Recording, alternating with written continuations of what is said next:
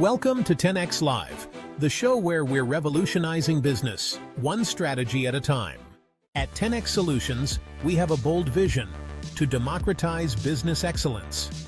We believe every organization deserves the tools to thrive. Our secret sauce, the perfect blend of cutting-edge AI, the proven power of organizational health, and growth management. We assembled genius teams equipped with advanced analytics to supercharge decision-making and skyrocket efficiency. From AI-augmented strategy sessions that spark creativity to precise planning powered by human ingenuity, we're your catalyst for sustainable growth. We keep it real, we keep it honest, and we keep you ahead of the curve. Join us for the 10X revolution. We're not just adapting to change, we're leading it. Let's map out a future where your business doesn't just survive, it thrives. This is 10X Live. Let's transform business together. It's Wednesday, 2 p.m. Eastern Standard Time, 11 a.m. Pacific Standard Time. That means it's time for 10X Live. Every Wednesday, folks, we're here, ready to go, unpack something different. I'm Kyle Vernon. I'm with Vernon Business Partners. We have the mastermind, Jay Scott of 10X Business Solutions here. And what we are looking to unpack and unravel every week is that we love working with small businesses. We love trying to help cultures improve, and we do it through different ways. We're working with artificial intelligence. We're going to unpack more of that today. We're working with working genius, and we believe that these two things married together are going to help small businesses thrive in this environment. In addition to those conversations, which are our general conversations always, we're also going to be following up with our topic of last week, where we're going to unveil a little bit more of hardcore psychological safety from biography on Elon Musk and his views on it, which is very interesting. But before we get to that, we have an update on a product launch, and we're going to do a little bit of a demonstration as well. And so before we dive right into that, I'm going to ask Jay, how the heck are you today? And are you ready for this episode? Man, I am great. This idea of hardcore psychological safety has been a lot of fun to unpack. Yeah, so it's really exciting. And not to steal your thunder as we go into it, but this was, the idea came from reading Elon Musk's biography and hearing his knee-jerk reaction to the idea of psychological safety and thinking, man, he's got it wrong. And, had to get through about 700 pages about Elon before I got to, he got something wrong. But it's something I'm passionate about. So it's, it just sparked a lot of ideas in my mind. And so a lot of what we're going to be doing today is unpacking those ideas. They could be terrible. It could turn out that I'm not onto something. But we're going to have fun learning and discovering that. And so, I'm just really excited about the subject matter. Plus, it's a great day, man. So how are you? I'm doing great. I'd love to. You challenged me yesterday to think of it from a different perspective, kind of channeling my spouse as she has some different working genius characteristics. And it's really made me look at this from a different angle. And so I look forward to unpacking it. And it's Wednesday and it's our live stream day, which is always my favorite day of the week. Right. Absolutely. Yeah. In addition to that, I just love talking about working genius. And I think that this is going to be a great tool on talking about this work-life culture. So my wife had some coworkers that came down to hang out with her today, and just seeing their unit, because they all work remote, right? So they decided to work together. We live about an hour away. But just seeing the interactions of that culture, going from a remote culture to that kind of laid back culture that they were exhibiting within our home, I think kind of leads into some of the topics that we're going to be talking about. There is that culture that can be built around feeling safe, about being safe and having your thoughts and interacting at a more human level versus the button-up culture in which we've had in the corporate world, or especially in the remote world, where we're casual, right? We're casually on camera, but it's also still this professional attire. My wife was just saying she's an interviewer, she's a physician recruiter, and somebody was buttoned up suit, but the dog was barking. They had to go and get the door. Mesh shorts, they're tucked in, had their best shorts on, had their jacket all buttoned up. I mean, that it's just such an interesting culture in which we're in. And Yeah. so trying to figure out how to work and do this side of the business, it's a big deal. I'm trying to help others thrive and work through this new challenging environment. Right. Yeah. Suit jackets, designer shirts, and basketball shorts. That's that's 2024 business attire. The pants market has to be taken with it. I can't imagine, or at least it's got to evolve or change. Yeah. And, that's what it is. But Right. it's funny, creates vulnerability, which creates relatability, I suppose, if we all know that we're in casual attire from the waist down. It's interesting too, because my mind has a hard time understanding things that don't like add a immediate value. I don't understand why people dress up for work. Yeah. I understand why you shower and brush your teeth, because that stinks. But to me, I don't understand how like dressing professionally makes you get more done. And I do understand that it does. I do understand that there's environments and there's reasons for that, and that there's I get it. So I'm not like trying to buck the system and say everybody should have t-shirts. But at the same time, I kind of am, because shouldn't it be about getting stuff done? It seems like it, and the cultures continue to go away from it. The previous place I worked at, one way that they raised money was they allowed individuals to pay $5 to wear jeans to work instead of slacks or dresses. Like, that was a big deal, and that was 7 years ago at this point, which seems like a lifetime ago as that was transitioning, but it's gone more casual. I was talking to my wife, though, because she transitions out of her office and right into the kitchen at this point. So you go from being worker to wife and mom, and you don't get that drive buffer time to decompress. And so tying this together about dressing for the part, we talk about psychological. I don't know. Is there something psychological about dressing up? Maybe that's what it is. Maybe it's not necessarily the attire, but the prep. I think it's a matter of like credibility too. Like I remember one of the first times, I was 18 and I applied. I just walked into like the local UPS store. I was 18, needed a job. And I walked into the local UPS store and I was wearing a t-shirt, and I'm a pretty big guy. I'm 6'2", fairly, at the time I was 18 and I was in pretty good shape, compared to now at least. And, I walk in and I ask if he's hiring.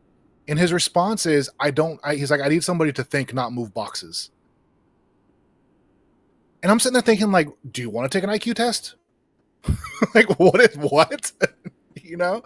But I mean, to the point, like, it bugged me, but I also understand that how we dress affects others is the point. Right. And if you are a boss or a leader and you, especially if you're walking into a situation where others don't know you, then dressing the part is probably one of the most important things, because that's first impressions, but as far as like a work team and an environment, I don't understand how dressing up gets more done than not. No, I think that we've come around to that. There's a lot of traditional values that are being debunked at this point, right? And challenged, and debunked for certainly, for the better, right? Mm-hmm. As we go with that, so just interesting. This environment is trying. It's difficult at times, but it's also kind of fun. I mean, we are for how long have people had to do suits and ties and jackets? Like a century, 2 centuries? Like, how long has this gone on to where you have to dress to where we are now, and how quickly it went? Like, we might be the only ones that go through this transition. I don't know if it'll go back to that, to where we're doing full attire and requiring it, but just it's a fun and interesting environment that I'm really enjoying in a lot of ways. Well, like everything, it'll probably cycle back. Right. So it's probably going to go pretty casual, and then it'll probably cycle back. We'll see. Yeah. We will. I myself, I liked getting the dress shoes on and having a different, I don't know, I think it helped me compartmentalize, honestly, Yeah. from casual dad to work Kyle, Mm. whatever that looked and whatever level that was. So, Yeah. And then for me, a lot of it as I never turn off, yeah. Like I operate in wonder and invention, like all the time. And so I found that like that's, going up to the mountains or going on a drive or a trip or something like that, like fully getting away is the only way I'm ever able to like actually disconnect. Yeah. But Yeah. I also live alone and I'm single. So it's not like I have, the even the the need to transition. I can walk over and still think about work for a while, hop back on my computer, get a couple hours in, and do that off and on, and it's not taking away from anybody else. I do also think that's the power of wonder and discernment when we're talking 6 types of working genius, and not digress too much on that. But those individuals are, especially wonder, you're revisiting topics constantly because it gives you energy and joy. We've talked about that a lot. You really, There's something we've missed. yeah. And I just feel like those individuals continue that you're in your thoughts a lot, you talk a lot in terms of just having to unpack it. Where myself, I'm just kind of there and moving and like, hey, okay, I heard that. That makes sense. Let's do that. Let me help you. Like there's not a whole lot of thought to it. I don't have that side of it. But you need both, as we often find out. Yeah. And that might be a good transition into, speaking of needing all types and kind of your products. I think we could transition over to talk a little bit about that. We teased it last week, but you, my friend, are launching something new. We have a great deal out there. You have a great deal out there offering some of your services. And so let's hear more about it. Yeah, I'm excited. So I'll kind of demonstrate the prototype here in a second, just kind of show what it, will look like. So the general idea is this. People oftentimes, business owners oftentimes need a little help in identifying areas for improvement. I don't know if I was talking with you. I think it was, right? But kind of the idea of the maze and the working in the bit. No, it was somebody else. But oftentimes business owners get so distracted the day-to-day working in the business, because that's what you have to do. It's, once things get going, oftentimes it's just a fight for survival, and you are, dealing with emergencies, customers, problems. You're just doing that all the time. And so feel like you're making progress, right? Feeling like you're doing the right thing, feeling accomplished. And so sometimes it's good to get above the rat race, get above the maze, so to speak, and be able to see what's actually going on.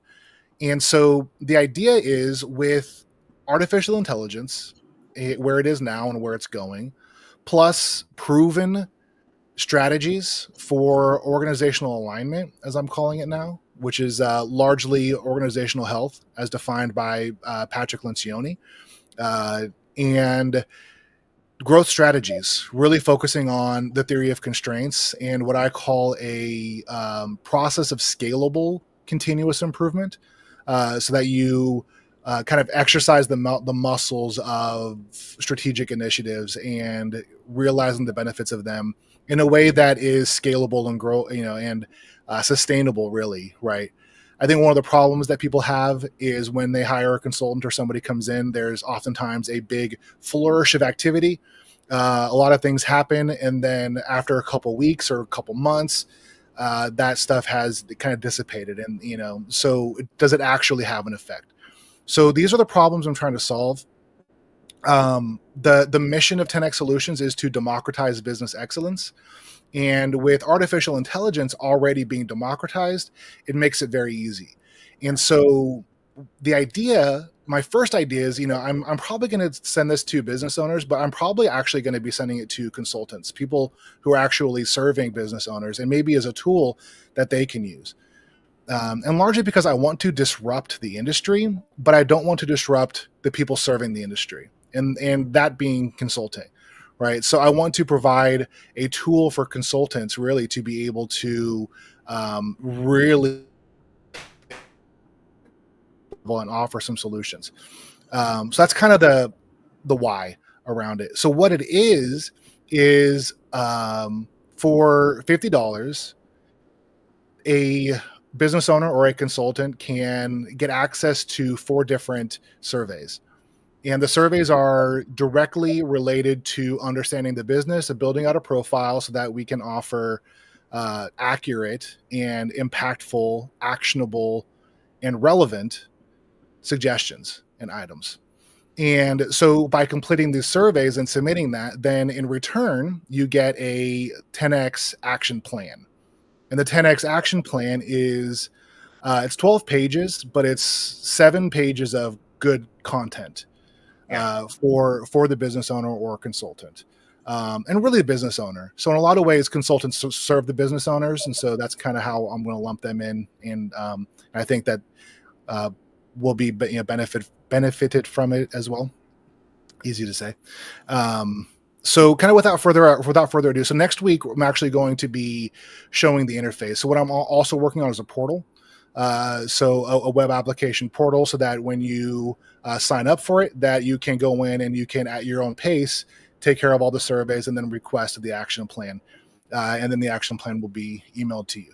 So still kind of building that interface and making sure all that's good. So what we're going to do right now for the next about 4 minutes, maybe 5, is just real quickly show you what this 10X report is and what it contains. So you can kind of start to understand what that could mean for your business. So I'm going to go through this pretty quick to give you an idea. So all of this is, I had AI create a fake company and then had that fake company complete all of the surveys. And then once I had that data, I used that data to build this. So this isn't a real company. And just so everybody knows too, there's going to be all the disclaimers and everything, but the process we have before your data ever reaches AI, we will redact everything that's personally identifiable for your company, so that your actual company information, including your name, does not ever go through the AI. So we'll take that out first and then run it through the analysis. So here's the action plan. So here's the contents. So this is what the action plan includes. It includes an executive summary, artificial intelligence opportunities, organizational alignment opportunities, incorporating the 6 types of working genius, and the growth strategies, or as I like to call it, strategic stamina, and then the 10X action plan, and then the value analysis and an explanation of methodology and next steps. So executive summary. So you'll see here it is. Greenleaf Catering, founded in 2018, is a mid-range, eco-friendly catering service operating in the greater Boston area with 15 employees and an annual revenue of $750,000. The company has demonstrated steady growth, achieving a 12% year-over-year increase, and so forth. So kind of just a breakdown of the analysis. One of the reasons I really like having this as the first page is it's good for you to know that the analysis of the surveys understands you well enough, right? So you read the executive summary and you have an idea of, okay, yes, this understands the position where we're at and potentially some of our struggles and some of our opportunities. So as it moves through, it will create some suggestions for AI opportunities. So for this company, it recommended an inventory management AI. It also recommended smart scheduling assistant and menu optimization and personalization using AI for those things. And then the actionable recommendation is to prioritize the inventory management AI solution. So it gives you a few ideas, and then it recommends one that is actionable that you can put in place. So organizational alignment opportunities. And I will say this one kind of made me laugh because quarterly offsite meetings is exactly what 10X Solutions is going to be focused on. At least largely. And that's what it recommended. It was like, oh, wow. It's like, who knows? Why is an offsite important? Why is that important to you? And why do you think that's important to an organization for those that are watching this? Yeah. So an offsite is a chance to make sure that the leadership team of an organization is aligned around some critical questions. Some that you only have to answer once and then continue to reiterate, like, why do we exist and how do we behave and what do we do? Now, what do we do can change, right? But why we exist and how we behave never changes. And then answering more questions. And these are from the Advantage. So you can just bypass me and read the book by Patrick Lencioni. So the other critical questions are, how will we succeed? What's most important right now? And who does what? Who's responsible for these things? And so by creating alignment around those things, and then so you create the clarity, and then after the offsite, then you go back and you have a plan to over communicate the clarity that helps create organizational alignment. It's one of the key factors of organizational alignment. To answer your question of why do I love it, is because it operates in the ideation phase of work, which is wonder and invention. And those are my geniuses. So those are my strengths. That gives me energy. I love figuring these things out and putting these together, for companies and working, helping companies work through these things. And it's perfect for me. So, and that was some of my hesitation too, because as 10X grows, it's going to be a lot more than just me. So, so maybe it branches off into some other geniuses too. But for now, we kind of focus on ideation. So there's the suggestion for the organizational alignment opportunities. Here's the six types of working genius opportunities. And this one was cool because the organization, this fake organization, Greenleaf, their structure, as they indicated in their survey, is flat. And so as a flat structure, then everybody works together. And then this identified that this company has an ideal opportunity for the six working geniuses to be a major part of how they can improve profitability and productivity within the organization. So I thought that was pretty cool. It gives a good explanation of that as well. And then so here's some growth strategies and strategic stamina. And it's built around the theory of constraints. So it's identifying what areas potentially are the number one limiting factor within your organization.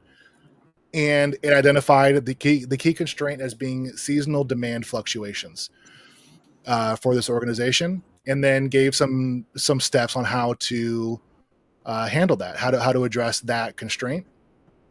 And then here's the action plan. So the action plan is one action item from each of the above, with step by step. So it makes it really simple. And then you get into the cool part. So what would this actually do for you? How will this affect your bottom line? What's the value of the 10X action plan if you put it in? And I made it very clear when I was building the prompt to handle these calculations, that I want these results to be very conservative and as if somebody competent handled it, not somebody who handled it extremely well, who handled it perfectly, right? Not somebody who. So I'm trying to think of the average business owner. The idea is that this is the value that they will be able to receive by implementing this themselves. So I think that value can go up because this is very conservative, and it is, if you do it good, not exceptional, then this is the value you would get. So it does a breakdown. So inventory management, AI implementation, the cost is $20,000, the value is $50,000. Right. So you get 30,000 on that. ROI at the beginning is 150. After the first year, you don't have to have the initial setup. So the cost goes down per year from 20,000 to 5,000. So the ROI goes from 150% to 400% in subsequent years. So it's something that has a startup cost to it, but then you actualize the value over time. So implementing a quarterly strategic planning process. Figured the cost of it by having 4 per year, and then implementing the tracking tools, everything that comes from it, about 10,000. Total value you'd receive is about 52.5, and so forth. So the off-season marketing strategy. So this is to handle the constraint, and in dealing with the constraint, there's that value. All in all, for $50, this hypothetical company would have achieved a value of $113,000 if done. Okay. if taken these steps and done okay. Again, not exceptionally well. So I'm not trying to, pretend like this is going to be 100% success rate just by reading this. But this is a very realistic number that a small business owner, in this case, a fake one, but would understand and actualize the value of. And then the end is just some information about our methodology and how we created the report, the purpose of the report, some of the philosophy behind it, and then next steps. So that is the 10X action plan. What do you think? Some of my takeaways, just starting at the beginning. So the power of AI, that's a big part of our live streams every week. Let's just talk about this as a small business owner for yourself. You needed to have a test pilot here, and you were able to go in with AI and have them create a business with real issues, answering the surveys in which you've created to be able to present this. Like that's just the power or the beginning of AI, in my opinion. And it is just, it's so powerful to me to see it, especially somebody that's the end of the productivity model where I just like to move. I don't like to sit and think about all this stuff. So for me partnering with somebody like you that can come in and help steer me through this to just get to the, okay, that makes sense. I want to execute this. This is something that you're bringing to us that's amazing. And the reason that you're still needed, like my question would be just watching this organically. That's one of the things we try to do as much as possible is, well, then why do I need you, Mr. Scott? If I could just do this through AI, why would I need you? So that's my question to you as we look and unpack this a little bit. What's your X factor as 10X Solutions that you bring in addition to this awesome product? And I'll be honest, if people use this and it works and they never go to me for more, that's great. I feel like I have moved the ball forward on achieving the democratization of business excellence if that happens. Like that's a win. That's a huge win. Taking it to the next level, getting practical insights, steps, accountability, somebody who has been through this and done this a lot, can help smooth out and actually take the kind of these numbers and start actually moving them up a bit. There's also the reality of that this AI situation doesn't know your situation, right? So having somebody come in, and what I would do, it's like, this is superficial in a lot of ways. We can be real about that. You complete some surveys. Here's the analysis. It's very superficial, right? It's powerful and it's relevant and it has tremendous value, but it's not a relationship. I don't know anything about your business through this process. I don't actually know anything about your business in this process. And developing relationships, going and seeing, experiencing, talking to people, that is going to be able to uncover things that this never will.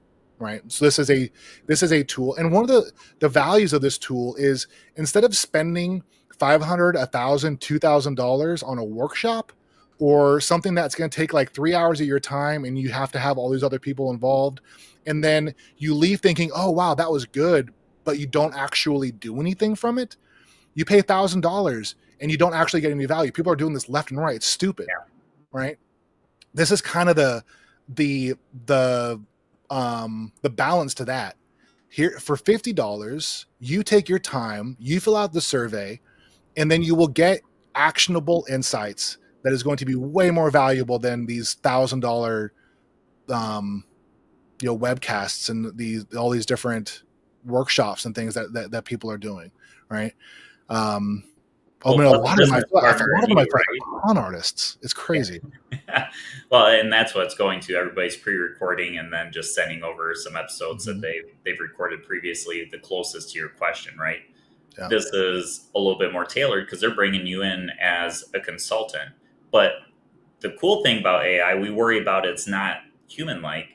It takes that emotional human factor out of it. And that's a really big deal, because if you're going to somebody and they're like, man, I really like Jay, I want to tell him the truth, but it's hard for me to tell him the truth. this is going to be an awesome buffer of a tool to be able to like, hey, this is what I've run through. We've answered these questions. Talking to you, you give me a little bit more detail, and then you're gonna translate it. You're gonna be the person that helps hold them accountable, walk them through, and so it's a perfect business relation. So it's cool to see this tool in motion, and it's cool to see this opportunity to where it's going to go. Yeah, it's going to be really exciting to see the results of it. Yeah, to see businesses transform, or to hear people. Right, here's the thing. Let's say you read it, and let's say none of the action items you feel like as a business owner or consultant are going to be really what you think should happen next. Yeah. But maybe it challenged you in a way you hadn't thought about, that makes you think about something else you hadn't thought about. And maybe there's something, like you said, that you feel like somebody should have told you. Yeah. That you just had your blinders on, and now you're able to identify it. For $50, there's no risk. No. You are going to get, thousands of dollars of value, if not hundreds of thousands of dollars of value, if you choose to implement it and implement it good. For $50, it's kind of a no-brainer. And I hope that people read it and use it. I'm an introvert, and this is just being honest. And the people watching or rewatching this, I'm never going to make a short out of this piece. But being honest, I'm an introvert, and it's hard. It's very hard for me to get in front of people and do that thing. It's valuable, and I'm good at it, and I'm going to keep doing that. But in some ways, I would almost prefer the 10X action plan blow up and nobody ever need me. That people just use it and it works. That would be incredible. Which is why we need all kinds of people, and that's why businesses are hard to do by yourself. Because you have that person that will go out and will pound the pavement and knock on the doors, but they don't have a plan in place. Then we have the people like you where the plan's going to be exceptional. It's going to be ready, but we need somebody to pound the pavement and take that plan and push it through. So that's what this is. If you're somebody on here for our viewership, you're watching this, you're like, look, I can do a business. I just need some help on the direction of my business or how to improve it. And you know what? You might have the idea in your head, but this is going to either solidify it, reinforce it, or solution it, right? There's so many options, but it's at least going to give you a stepping stone towards improving it and getting 10 times the value, which is what you and I are always striving on this live stream. So that is, and if I'm not beating my competitors by 10 times, it's not a 10X solution. And I feel like the value of the product is, on the conservative side, around $500. And that's why we're pricing it at $50. That makes sense. And either way, that's very low risk for a very high return. Yeah, exactly. At this point. So sign up, look in the show notes, reach out to Jay, and take advantage of this opportunity while it is still in the beginning stages. And then let's find out the results, right? Yeah, exactly. Well, let's get to our topic. And we've spent 30 minutes kind of getting there, so we may end up having a third one. I think that would be awesome. This is something that I feel like, and I'm about to be challenged. This is something that I feel like has the potential to be like a series or a book series. Even I think it's a concept that the more it gets refined has some very real implications. So I'm excited, and I'm going to pass it to you. So everybody knows, we talked about this. I'm WI. Those are my geniuses, of the 6 working geniuses. So the 6 working geniuses: wonder, invention, discernment, galvanizing, enablement, and tenacity. WI are the first 2. So kind of what we're doing, and I'm going to pass this to Kyle. And so I'm kind of doing it metaphorically, but I'm passing it to you to say, now it's yours, right? So I've done the WI, and now it's yours. And your geniuses are galvanizing and enablement. And so let us know kind of what you think, what the process was, and take it away and kind of lead the rest of it. And I will be here to either answer questions or jump in when I think that you're off. which will happen. And so yes, you are your WI, you're in the ideation phase. So this is your favorite part. You got this topic, hardcore psychological safety within the workplace, this biography on Elon Musk, and he scoffed at it, right? He's saying that this is he scoffed at the idea of psychological safety. Yeah. Because he feels like the workplace should be hardcore. Yes. And for somebody like you, so again, talking through the working genius, like there's nothing more that you crave in the ideation phase than being heard, than having that space to be able to think, to be able to invent, to wonder, to have your ideas heard. And so, yes, this would absolutely fit to where you're like, whoa, what are you even thinking? That this is how the workplace should be.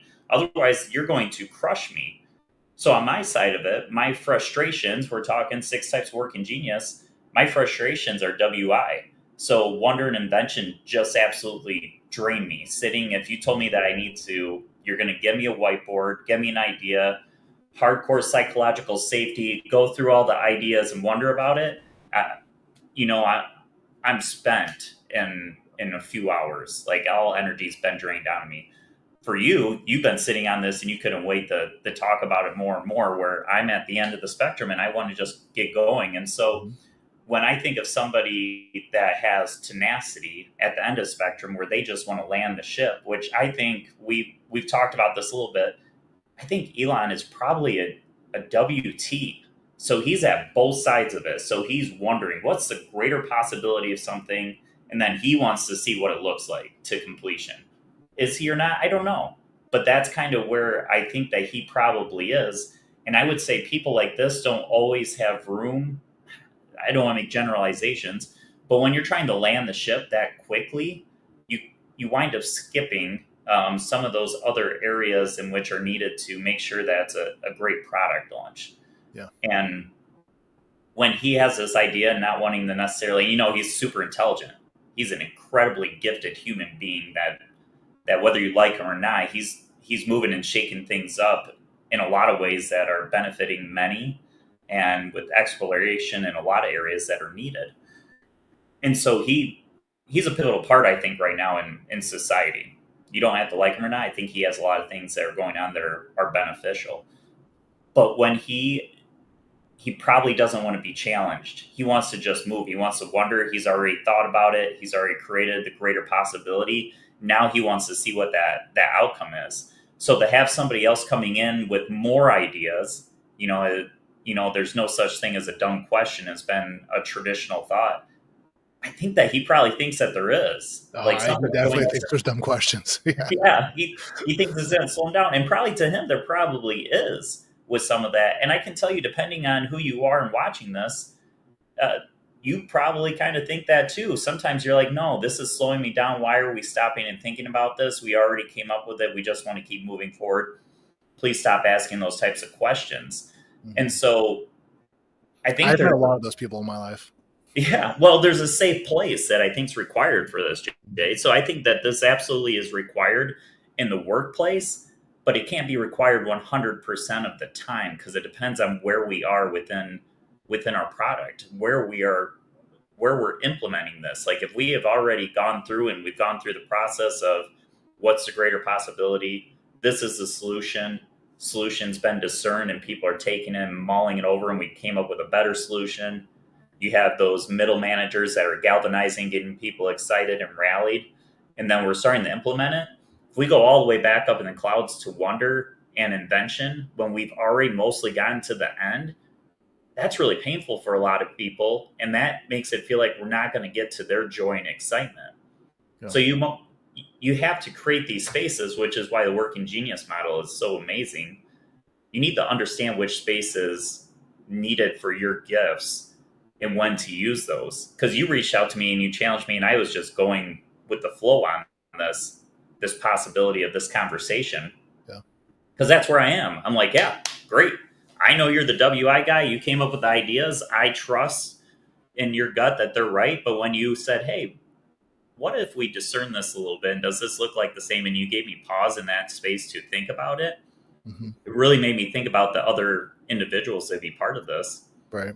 Yeah. Either tapping into your own discernment, even if it's draining, right? Because it's not like because even if it's a frustration, it doesn't mean you don't have the ability to discern. It just means that it's going to be draining if you had to do it all the time. Correct. Yeah. So tapping into your own discernment, but then also trying to think of it through somebody else's eyes too. Somebody somebody is a discerner, and kind of looking at it through their eyes, and that kind of critical mindset. Yes, because an offsite isn't always great for everybody, but for all geniuses, it's necessary to get you to where you want to execute your genius. An offsite's going to give you, like you said, it's going to give you clarity. It's going to give you direction. It's going to give you, you didn't talk about camaraderie, but it's bringing a group of people together to work on a common focus, so that it is pivotal. And these have started to go away. Budgets are being cut. People have said they'd rather have money over necessarily these retreats, if you will. Right. Yeah. But and I'll be clear, if you ever hear me say offsite, I do not mean a retreat.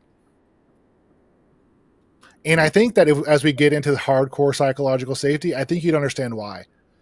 To me, it doesn't fit. So there's benefits of it, right?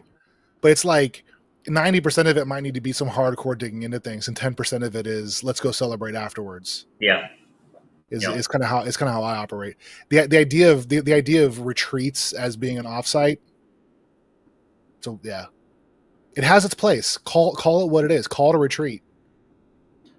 Well, and that's probably where it's gone wrong. It used to be a morale builder, and people spend a lot of time at work, but now people are valuing being at home. People are valuing being with their families more because we are at work. The American way is even work more.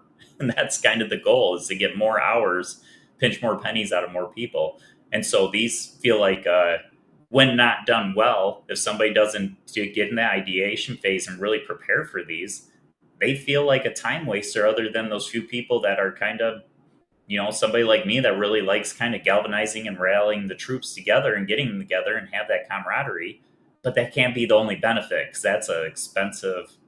That's not a benefit. I mean, No. it's only, yeah. Or it's a reward. Right? Yeah. At that point, it should be a reward. Yeah. No, I mean, offsites, and that's why, like, even so, either in this or as I was putting other material together, I almost switched it to like a lock-in, using the term lock-in as opposed to offsite, because it doesn't matter where you do it. The idea is you get together and you create clarity around ideas, around the direction of the organization. But yeah. So back to the hardcore psychological safety. Yeah, so I think maybe summarize, because I think I understand what you're saying, but I think I'm not fully getting it. So either I can try and like repeat it back to you and see how close I am, or if you want to try and kind of summarize what you're thinking, your thoughts with that. Yeah. So when I hear it, it feels like it needs to be an opportunity for everybody to come in with their creative thoughts and ideas. Mm-hmm. The working. And are you saying just psychological safety in general? Yeah, I would say a safe place for people to always come with enhancing opportunities around the workplace, their own thoughts and ideas. Yeah. And I would argue that although that would be nice to be included with that, I also think we've made the mistake of everybody thinking that they need to come with an idea, because not everybody's great at this, honestly. Right. And but the inventors are the ones that are rewarded in society right now. And so we want to feel needed. And that's a craving out of invention, is that you want that feedback to be heard, right? You create a solution and you want somebody to acknowledge it, and you're okay with being challenged with it sometimes, because you want to create a better solution. You're all right with that typically, with this side of it. But there's people that aren't going to be in the right space that have, you just can't have anybody coming up and always saying, here's an idea, because I think that can hinder progress. But you do want everybody to be heard, but it's got to be, I think it's got to be compartmentalized or Well, and I think you're purposeful. onto something with this. I'll stop you, and maybe we can just dive into that. Because the idea of psychological safety is that I know that my thoughts, my opinions, I can voice them, and then nobody's going to be plotting against me, right? Yeah. In a lot of ways, Yeah. it's the ability to know that you could say I messed up, and nobody's going to jump on that and go to their boss and be like, oh, so you should have picked me, or I wouldn't have, or whatever, like playing games, right? So it's an idea that you're allowed to operate effectively, right? And even like gossip and that sort of stuff is part of it. And I think so. Kind of with what you were saying, and applying it to what I think of hardcore psychological safety is if we are so focused on the safe space that it is hindering our ability to have real urgency and conflict and discomfort and progress, then that is that is not good, right? That's not, to me, that is a form of psychological safety that is not beneficial to organizations. And so reframing it into hardcore psychological safety, like for instance, this is not what I mean by this, but I'm as an example of kind of what I'm talking about with this. You're on my team, and I'm gonna care and protect about you, and we're gonna disagree, and we're gonna argue sometimes, and we're gonna have lunch and laugh about it. And if somebody from the outside or if somebody from another department or whatever messes with you, they're getting knocked out. Yeah. I'm not going to tolerate that. So like in a lot of ways, that's kind of what it is too, is like understanding, like preserving what you have and fiercely protecting it. And being hardcore in that sense, right? Because we got stuff we have to get done. And this is, I don't know if I'm completely making sense, but I think that's why we're fleshing this out. And I don't know, like I can see some people here, and I don't really see LinkedIn. I'm not on that right now. So I don't know if anybody's, chiming in, but this is an opportunity too, like, to do that. But we haven't really even defined it yet though. So maybe that's kind of what we need to do next. Yeah. I think that would help, because it just in a setting with just this statement, it makes it feel like it's totally open to everybody. Bring your ideas, and let's allow everybody to be heard, which is good in theory. But when you're talking in a productive workspace or trying to encourage that type of environment, I think that's where I get a pause for a second, being like, oh man, I've been in those meetings, and although there's a lot of ideas, and a lot of them are great, we now don't have the direction, which is kind of circling back to what you're talking about. Right. Where I think psychological safety, and I think hardcore psychological safety, would be an environment where you could say, now's not the time for that. Yeah. Right. Yes. Where if I'm trying to wander an event in a tactical meeting, that if we have psychological safety, you could say, hey, Jay, now's not the time for that. Yeah. And I could say, oh, okay, you know what? Yeah, you're right. Yeah. Right. And it's not, or not feel like, yeah. Like that is what psychological safety is. And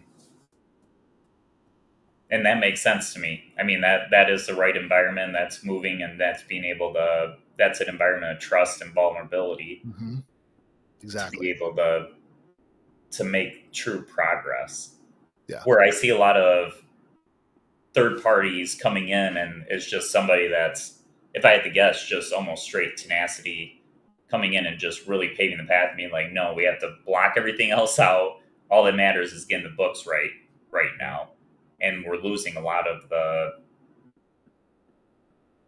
we're moving a lot of other geniuses out there not being heard at that point then.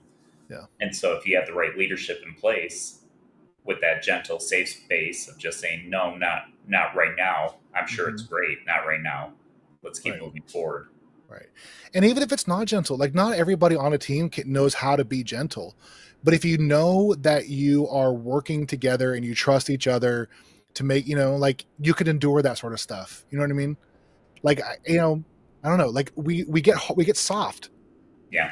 And I don't think psychological safety should be soft. And I think that's the point. I think that's really kind of what this is like. It's, let's say that happens. Let's say somebody's a little bit gruff and feelings are hurt. Well, then a psychological safe workplace, they're going to come together and they're going to be able to work through it.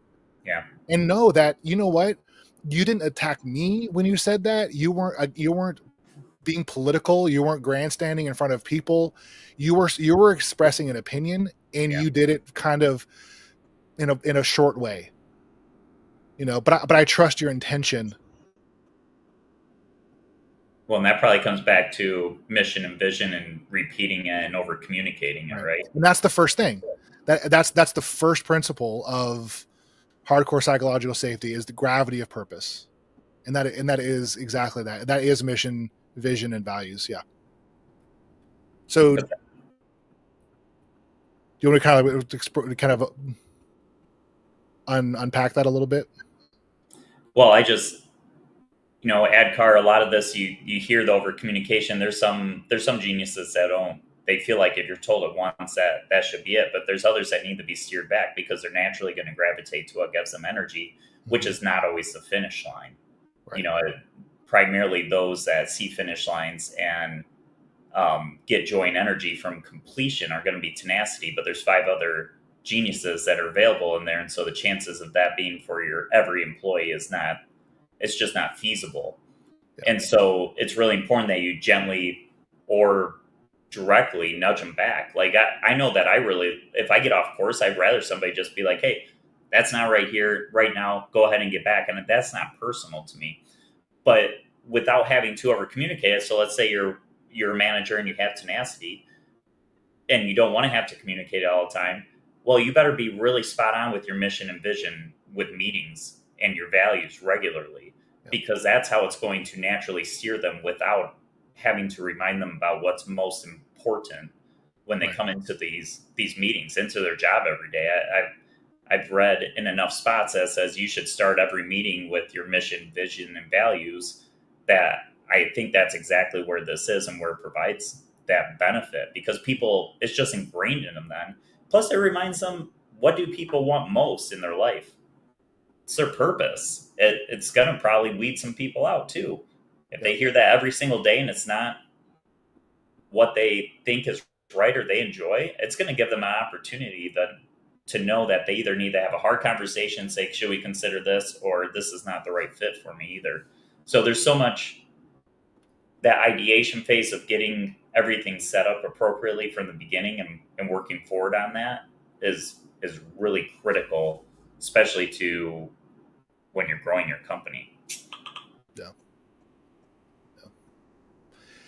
Yeah. And so the idea of gravity of purpose is the purpose should be so strong that it can't help but pull everything to it. And we'll look down at number 3. Like sometimes you got to make sure you're still moving in the right direction, but starting off, the purpose should be so strong it's literally pulling everything towards it. And I think that's the first step, because I think that if you and I know that we are working towards something that matters, then it doesn't matter. It doesn't matter if I mess up, right? I'm working for the team. If I mess up and me saying so helps the team, then that's going to drive the purpose. It's going to accomplish the purpose. Me not saying I messed up is not going to accomplish anything, right? So creating an environment where the purpose is so strong, it's pulling everything towards it was kind of the idea of the first step. I think if you don't have that, then you're going to end up with an artificial psychological safety. You might end up with or it's either going to be artificially hardcore, where everybody's going to try and act like they have a sense of urgency, and it's going to end up falling into just being a safe place where people are worried about stepping on each other's toes, like a artificial safe place. I feel like it would go to one of the extremes. You have to have that strong of a purpose. Yes, that makes sense. That purpose is a really key word in conversations of culture right now. within organizations. They are just not finding that. Yeah. And it's because direction is hard to come by. Things are evolving so quickly right now. Yeah. Things are changing so much. COVID changed everything. People are longing for this sense of purpose that's now missed. Right. I love the word you said, pull everybody to that. Yes. Yeah. Yeah. It should have that effect. It should be strong enough that it just pulls everything to it. If your policies, if your procedures don't line up, if what you're doing, if everything in the organization isn't driving the purpose, then you will never have hardcore psychological safety. You will have a soft core psychological safety, or you will have no psychological safety. Pseudo psychological safety. Right. I'm trying to remember the word that that Pat uses for kind of an idea of like artificial harmony, sort of something like that. But there's this idea of harmony, right? Which is a lot of ways kind of what we're talking about this when you have harmony on a team.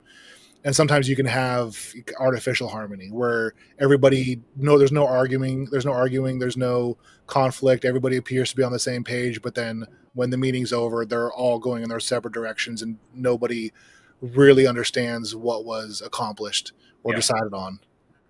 So in that same way, I think gravity of purpose combats that. I don't think you can have hardcore psychological safety without it. Yeah. And then the next one is probably a little bit more controversial. The fierce protection of trust.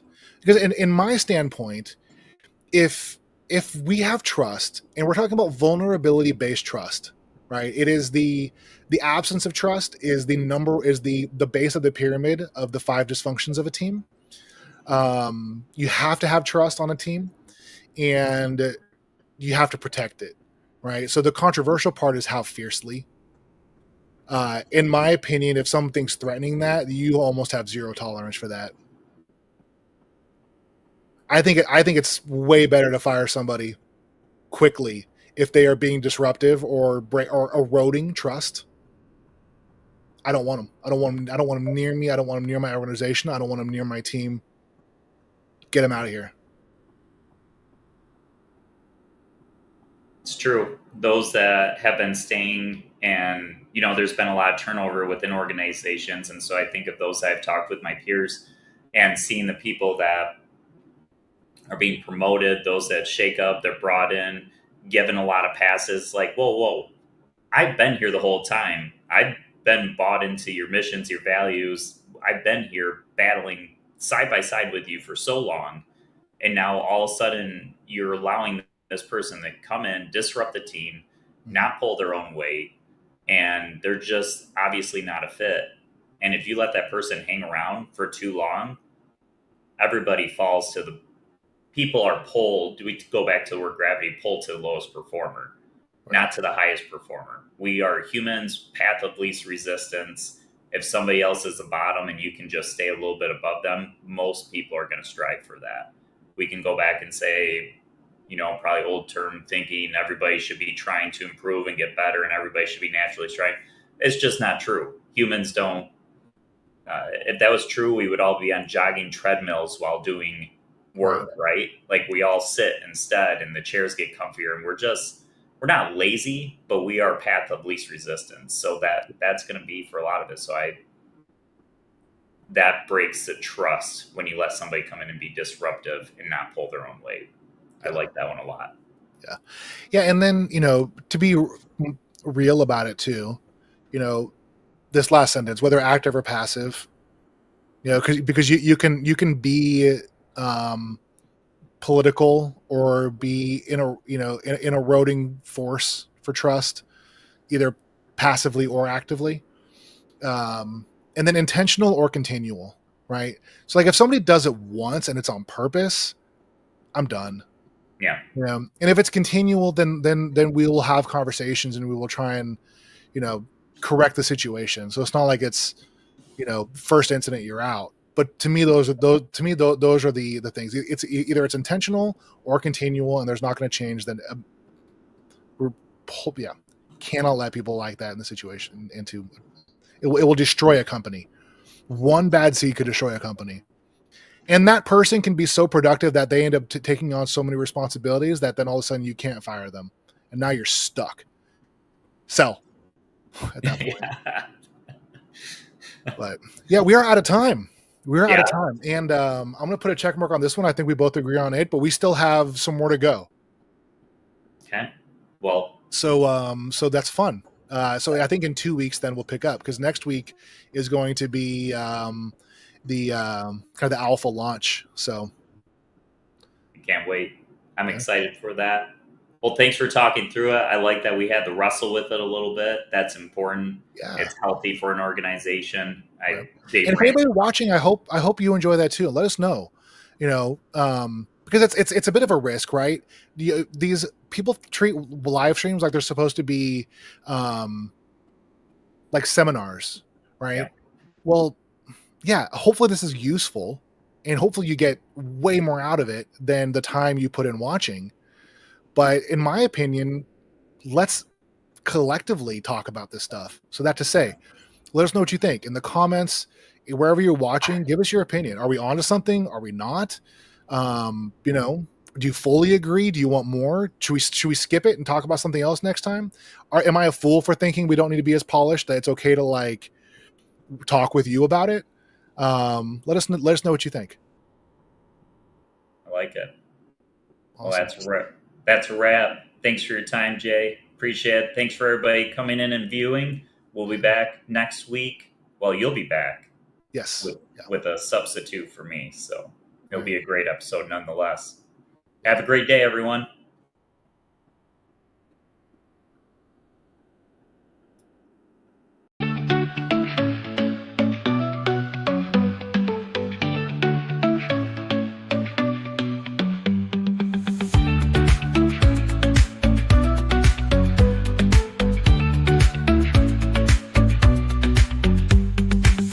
Imagination's canvas, colors yet unseen. You paint with thoughts so vivid, a world of might have been. Challenges ignite you, spark a flame so bright. Your mind a constellation, guiding through the night. Adapting like a chameleon, ideas in constant flow. Your warmth invites collaboration, helping others grow. You're a boundless spark of creation, tailoring dreams to every need. Your heart's in